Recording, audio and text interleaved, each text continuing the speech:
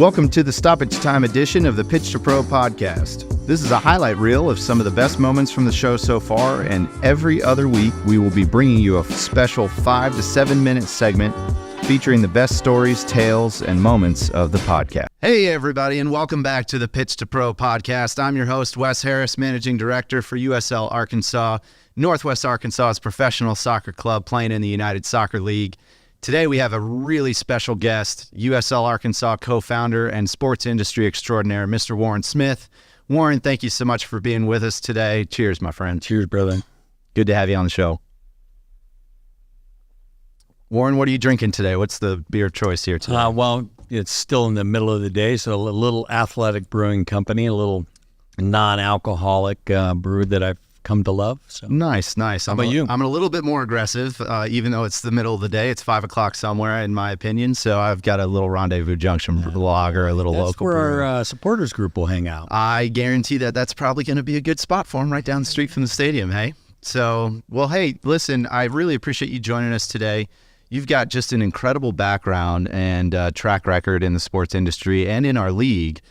In multiple markets. You're a maven. You've done it multiple times, know the recipe for success, and we're so lucky to have you as part of our team. So I wanted to do today is just give our listeners a little bit of background, get to know you a little bit, all right, and help understand how, I think one of the things that you and I shared together is what we love most about this sport is, yes, it's fun on the pitch, the atmosphere, the experience, but what do these clubs really do for communities, right? And that's really what we're excited about. So give us a little bit. We'll start with kind of your backstory on how you got into the industry of sports. Well, first of all, before we start, I have a face for radio. So I don't like doing podcasts where you're actually filming. But nonetheless, I'm here and excited to be here and excited to be here in Northwest Arkansas.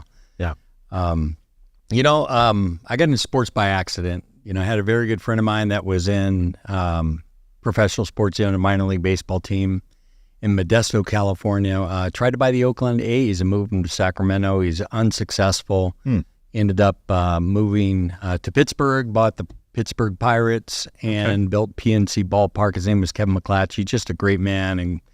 And one day I was asking him, hey, don't give up on Sacramento. I want to, where we both were living at the time. Okay. I want to take my kids to some ball games like my dad did, Sure. And so he said, hey, I can't do it for all these reasons. And he gave me the question, changed my life. He says, why don't you do it? And I laughed because I didn't have the money. I didn't know what the heck to do. Yeah. But it was a question that just stuck with me, and it ultimately led to the Sacramento River Cats AAA baseball team, the most successful in all of AAA baseball. And where I got to learn from a gentleman by the name of Art Savage, who's by far the best sports executive I could have ever been affiliated with. So that was my entry into sports. And where soccer became relative was in 2004, we're asked to take over the Portland Beavers AAA baseball team, which is in bankruptcy at the time. So the league, the way it works, the league had to take it back and solve a problem. They hired us to go up there and figure it out. And so we got up there and looked at the books and as part of the executive team overseeing it, but really not on a day-to-day standpoint. But, you'd real simply see where they're just spending money in the wrong places, no really good strategies. And if I understand things correctly from your story, you didn't just take over the baseball team, but this is kind of your entry point into soccer a little bit. Talk about what that team came with and what you guys kind of went, oh. Well, yeah, so...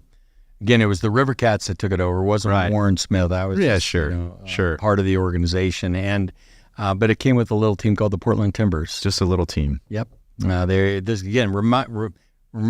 is 2004. This is before they became what they became. Yeah. So we got up there, and ultimately it just, in order to plan the building for baseball, we're going to have to figure this out for the mayor. And it led to us kind of, getting in and understanding the soccer community and figuring out, how we might be able to turn it around. Our staff did a fantastic job of just kind of really engaging and understanding the business, which is no different than baseball. It's just that you had fans that cared a lot more. They weren't just fans. They actually felt that they owned the team emotionally. And so when you have customers like that are just banging on your door that say, I want to do X, Y, and Z. Well, what do? You actually say, well, okay, let's figure that out.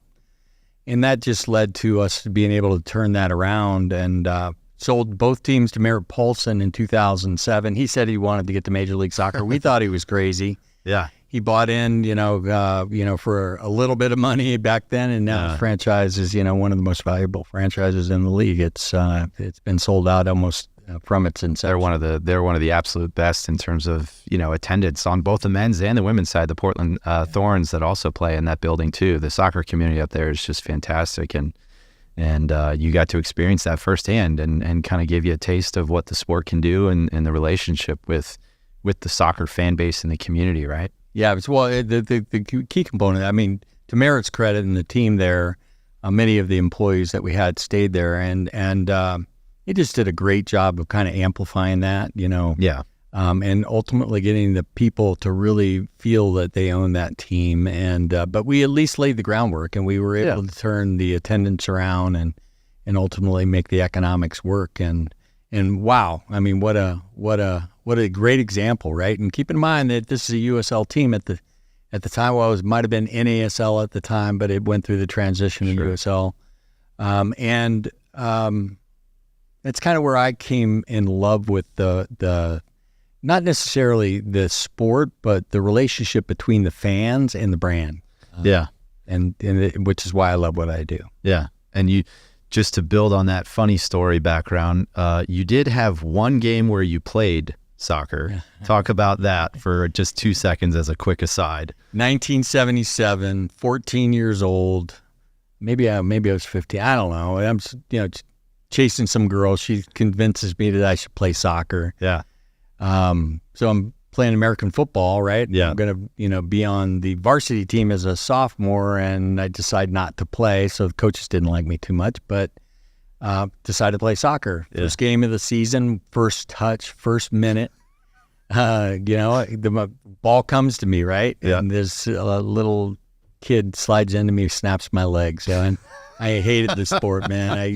I didn't get to play any sports that year. It slays me every time I hear it. Yeah. I mean, just first touch, and just that's your engagement is a broken leg. So, but all the work that you've done off the field has more than repaid the game, right? And just hopefully has built a love affair that's lasted for how many years now. So thank you for joining us for this stoppage time special of the Pitch to Pro podcast. If you've enjoyed the conversation, you can click watch the full episode here. Be sure to tune in next Thursday for a new episode of the Pitch to Pro podcast, the official podcast of USL Arkansas. Available on YouTube, Instagram, and everywhere you get your podcasts.